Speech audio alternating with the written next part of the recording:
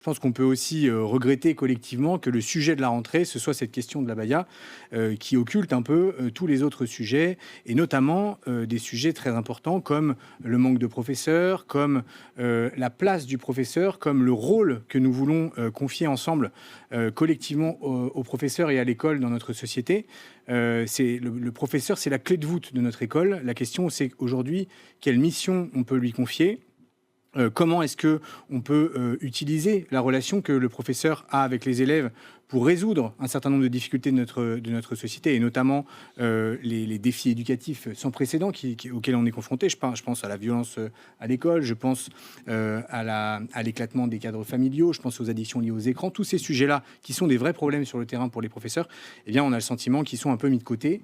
Et donc la question se pose de savoir si le fait de proscrire l'abaya dans le cadre scolaire était le seul moyen de répondre à ces injonctions-là, ou plutôt de proscrire l'abaya dans le seul cadre scolaire. Est-ce qu'il n'y a pas d'autres leviers qui permettraient aussi de protéger les professeurs de ces injonctions politiques qui pèsent sur eux et qui les détournent, je pense, de leur vraie mission? D'accord, j'entends ce que vous dites, mais est-ce que ça ne va pas malgré tout dans le bon sens? C'est vrai que c'est les signalements remontés, les signalements ont même explosé en 2023 selon les statistiques sur ces enseignants, sur ces personnels de direction, eh bien, qui font remonter cette vague d'atteinte à la laïcité. Est-ce qu'on ne peut pas considérer que Gabriel Attal a une bonne fois pour toutes tranché sur le sujet et que ça va malgré tout dans le bon sens? Ça va tout à fait dans le bon sens. La vraie question, c'est quelle sera la prochaine étape? Parce que c'est une offensive islamiste qui est menée contre l'école. Est-ce que proscrire l'abaya va régler cette offensive? En tout cas, sur la question du vêtement, ça n'est pas certain, puisque aujourd'hui c'est l'abaya. Demain, ce sera peut-être, je ne sais pas, les vêtements amples. Ce sera d'autres moyens qui seront trouvés pour distinguer les gens selon leur religion. Et donc, peut-être que l'idée des outils comme l'uniforme ou d'autres sujets qui permettraient, au contraire, de mettre une bonne fois pour toutes un point final à ces revendications-là. Est-ce que le débat justement ne devrait pas porter sur notre capacité à délimiter ce qui est justement de l'ordre religieux et ce qui ne l'est pas? Je ne suis pas sûr que ce soit le rôle de l'école de délimiter ce qui est de l'ordre religieux et de ce qui ne l'est pas. La question, en revanche, c'est de se demander quel est, encore une fois, le rôle que l'école doit jouer vis-à-vis de nos élèves, et comment est-ce qu'on peut à la fois empêcher ces offensives de menacer l'équilibre des écoles, et en même temps protéger les professeurs de ces injonctions qui pèsent sur eux. Parce que là, en interdisant la baya, mais uniquement à l'école, on met encore une fois les professeurs en première ligne de ces combats-là, alors à mon sens, ils ont d'autres combats à mener pour l'éducation, pour l'instruction, bien sûr. Et ces combats-là, eh bien, on n'en parle pas comme en cette rentrée, malheureusement. Et face à ce débat, une question revient sur le devant de la scène, vous l'avez évoqué, c'est cette question de l'uniforme. Est-ce que c'est la solution? Vous avez fait le choix dans les écoles Excellence Ruralité, eh bien, d'imposer l'uniforme aux élèves. Pourquoi d'abord est-ce que vous avez fait ce choix? Parce que d'abord, l'uniforme, c'est un outil pédagogique formidable. Premièrement, ça met tout le monde sur un pied d'égalité et ça permet aux uns et aux autres d'être membres de la même équipe. Vous l'avez dit, dans nos écoles, nous essayons de raccrocher ou d'accrocher les enfants à l'école, les enfants qui sont en risque de décrochage scolaire. Et l'appartenance à une école est un levier très puissant pour favoriser cet accrochage scolaire. Parce que quand vous êtes dans une école dans laquelle vous vous sentez bien, eh bien peut-être vous auriez pu décrocher dans un autre cadre, mais là, parce que vous avez une place, parce que vous êtes attaché à un cadre, parce que vous avez un rôle à jouer, eh bien cette appartenance à l'école qui est sous-tendue par l'uniforme, elle va vous peut-être être le dernier moyen de vous accrocher au cadre scolaire. Donc c'est un premier levier qui est très important. Le deuxième, c'est que d'un point de vue pédagogique, cela permet de matérialiser la priorité de l'être sur l'avoir. Ça permet de montrer que ce qu'on demande aux jeunes, c'est de se différencier, non pas parce que ce qu'ils portent, ce qu'ils ont, mais par ce qu'ils sont. Et donc, ils doivent se différencier parce qu'ils ont à l'intérieur, et pas parce qu'ils revêtent. Ça, c'est très important pédagogiquement. Et puis, un élément que j'aurais dû citer en premier, c'est d'abord le fait que ça met tout le monde sur un pied d'égalité, donc ça limite aussi tous les phénomènes de harcèlement. Ça, c'est très important. L'uniforme apaise beaucoup de choses parce que tout le monde est habillé pareil comme dans une équipe de foot. Qu'en pensent les élèves? Est-ce que vous sentez, vous qui l'expérimentez depuis plusieurs années, eh bien, que c'est quelque chose qui est rentré dans leurs habitudes et que c'est quelque chose finalement qu'ils apprécient? Oui, tout à fait. Moi, honnêtement, on l'avait jamais mise en œuvre dans le contexte dans lequel on l'a mis, c'est-à-dire dans des zones rurales défavorisées quand on s'est installé là-bas. Je ne savais pas dans quelle mesure ce serait plus ou moins accepté localement. Ça l'a été très facilement. Vraiment, on n'a eu aucun problème à faire accepter l'uniforme. Et aujourd'hui, les élèves y sont très attachés.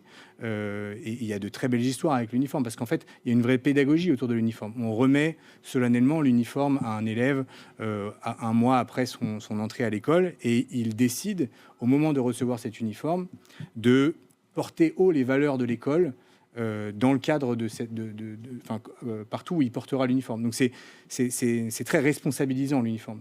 Sur l'uniforme, par exemple, vous avez aussi un pins qui est accroché et qui symbolise le rôle des chefs d'équipe, puisque la vie de l'école est structurée autour d'équipes d'élèves. Et donc ça donne aussi un rôle, une place et une responsabilité dans l'établissement. Donc oui, je pense que aujourd'hui, tous les retours des élèves sont très positifs. Alors je rebondis sur le commentaire d'Alain Talot sur le Figaro.fr qui nous dit l'uniforme permet aussi d'effacer les niveaux sociaux et financiers. Alors peut-être, mais c'est aussi un argument qui est parfois utilisé contre l'uniforme parce qu'on dit c'est à la charge des parents et donc eh bien ça coûte cher, c'est aux parents de payer cet uniforme. Quel est votre regard sur cette question? Les retours des parents. Alors déjà, nous, vous savez, on est dans des écoles qui sont vraiment à vocation sociale, donc on a des tarifs qui sont très avantageux pour l'uniforme. On ne fait pas payer forcément tout l'uniforme pour certaines familles qui sont très défavorisées, mais surtout, c'est une grande source d'économie pour les parents. Parce que vous payez un uniforme une fois dans l'année, alors il y a un lot de 2 t-shirts, 2 polos, de suites, 4 polos de suites. Mais une fois que vous l'avez payé, vous n'avez plus d'autres vêtements à acheter pour le reste de l'année scolaire, ou en tout cas dans le cadre de l'école. Donc c'est aussi un vrai facteur d'économie pour les parents. Ce qui est sûr en tout cas, c'est que les sondages montrent qu'une majorité grandissante de Français plébiscite effectivement le retour de cet uniforme à l'école. Et pourtant, il reste également assez mal vu, mal compris, peut-être parfois caricaturé comme quelque chose d'un peu vieillot. Comment est-ce que vous l'expliquez? J'avoue que c'est quelque chose qui me dépasse un peu parce que je pense que c'est vraiment un outil pour toutes les raisons que j'ai évoquées qui est fondamental. Et donc, le retour qu'on a des élèves, c'est pas du tout quelque chose de vieillot. Pour eux, c'est une évidence que dans une équipe de foot, tout le monde a le même maillot. Donc, il n'y a pas de raison que dans l'école, on n'ait pas aussi le même maillot. Donc, je pense que c'est quelque chose d'assez vieillot de considérer ça vieillot. Est-ce que vous diriez que ça joue également sur le sentiment d'appartenance des élèves vis-à-vis de leur école? Tout à fait. Je pense que c'est un des éléments premiers de l'intérêt de l'uniforme, c'est que ça crée un collectif autour de l'école et donc ça détourne d'un certain nombre de tentations. Et je vous parlais du décrochage scolaire, le fait d'appartenir à une communauté éducative vivante, et c'est tout ça l'objet de nos écoles, ça participe vraiment à l'accrochage des jeunes. Et c'est pour ça qu'on a aujourd'hui, nous, sur les anciens élèves de nos établissements, il y a que 90% des élèves, 90% des élèves aujourd'hui sont insérés en formation ou en emploi, ce qui est 3 fois mieux que dans le territoire où vous avez 35% de décrochage scolaire. Donc ce facteur uniforme, je suis convaincu qu'il joue énormément dans les résultats d'accrochage scolaire qu'on arrive à obtenir dans ces établissements. Je vous donne un argument contre l'uniforme à l'école. C'est d'ailleurs l'un des principaux arguments des opposants à l'uniforme à l'école qui disent que cela entraverait la liberté des élèves et les empêcherait d'exprimer leur personnalité parce que finalement, ils seraient un petit peu tous un peu des clones, un peu tous pareils. Qu'est-ce que vous en pensez? Moi, je pense qu'on n'exprime pas sa personnalité par ses vêtements, ou en tout cas, on pourra le faire par la suite, mais qu'il est d'abord primordial, notamment à l'âge de l'adolescence, d'apprendre à nos jeunes à se différencier, d'abord parce que ce qu'ils sont au fond d'eux et pas forcément parce que ce qu'ils portent. Donc c'est vraiment pour favoriser cette expression de leur singularité, mais de leur singularité profonde, pas de simplement mettre des vêtements de marque parce que c'est la mode. Vous voyez, vraiment de leur singularité profonde qu'on va leur demander justement de pouvoir avoir le même uniforme et du coup se distinguer par ce qu'ils ont au fond d'eux.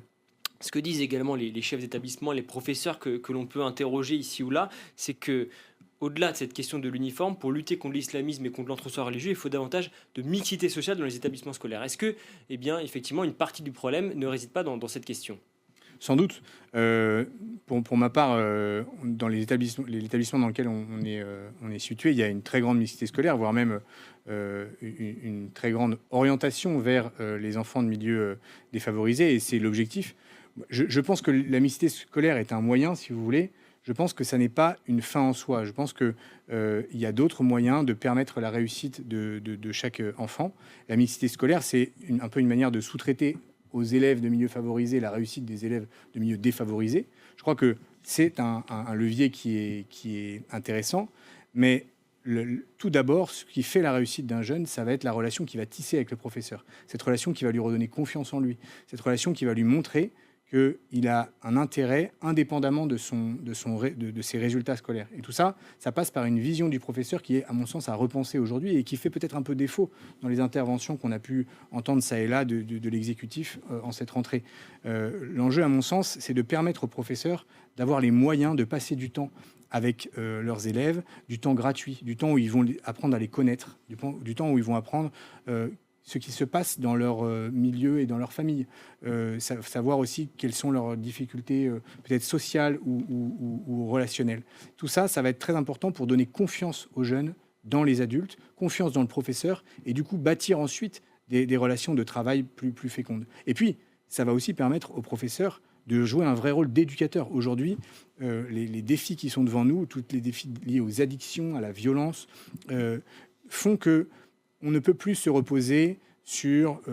autrefois, il y avait la paroisse, il y avait le cadre, il y avait le village, vous aviez la communauté ouvrière qui transmettait des règles de société. Aujourd'hui, la famille et l'école sont seules. Et donc, elles doivent se serrer les coudes. Et ce professeur éducateur, il va avoir aussi le temps, ou en tout cas, il va avoir pour objectif de tisser une relation étroite avec les parents, au service des élèves. Toute cette vision du métier du professeur aujourd'hui, je crois qu'il est essentiel de la redéfinir pour nous mettre à jour, je dirais, par rapport aux défis de notre temps. On ne peut plus considérer le professeur uniquement comme un transmetteur de savoir. On peut déplorer que ce ne soit plus le cas, mais aujourd'hui, le savoir ne fait plus autorité. Si on veut qu'un professeur soit écouté, respecté, eh bien, il doit le baser sur la relation. Et d'ailleurs, cette légitimation de l'autorité par la relation, elle est en vigueur partout. Pourquoi ce ne serait pas le cas aussi à l'école? Elle est en vigueur en entreprise, elle est en vigueur sans doute dans votre métier, dans le mien.